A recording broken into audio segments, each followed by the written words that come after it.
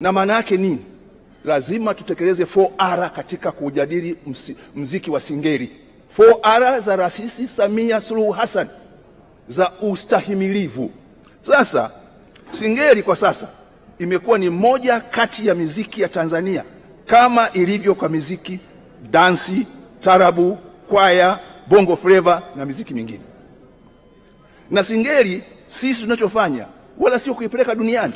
Singeli tayari imekwisha kwenda duniani kwenye matamasha ya Ubelgiji, na haichezwi kama hizo ambazo mnaziona ambazo naibu spika amenisaidia.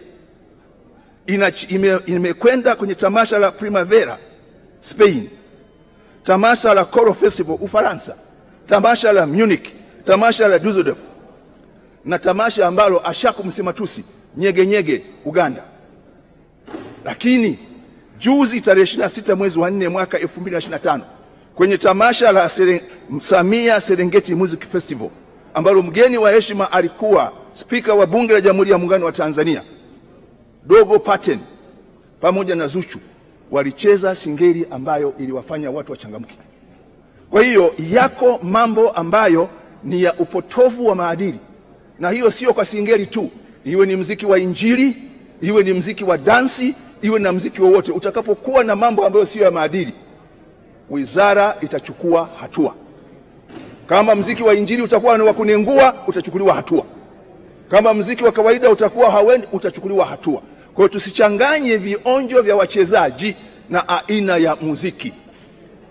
Yakumbukeni maneno katika Biblia ya Yesu Kristo walipompelekea kahaba, akasema yule ambaye hajawahi kufanya hayo awe wa kwanza wa kumtupia huyo jiwe. Wote waliangalia chini na kuchora chini ya miguu yao. Tuwasaidie vijana hawa kuusafisha mziki huo ambao tayari umeshakwenda duniani. Hatutavumilia aina yoyote ya mziki unaotweza wanawake wala kuwashushia hadhi, uwe ni wa aina yoyote ile.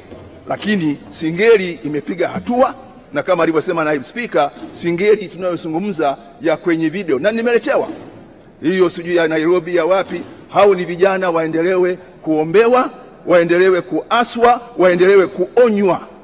Na kama alivyosema Yesu, nimekuja kwa wagonjwa, mimi ni tabibu na sio walio wazima. Ninyi wote ambao mmeokoka, endeleeni kuwaombea hao watu, na imbeni utabibu wa kweli ni Yesu Kristo au Mtume Muhammad sallallahu alaihi wasallam, ili wawe na heshima katika aina zote za miziki na aina yote ya michezo.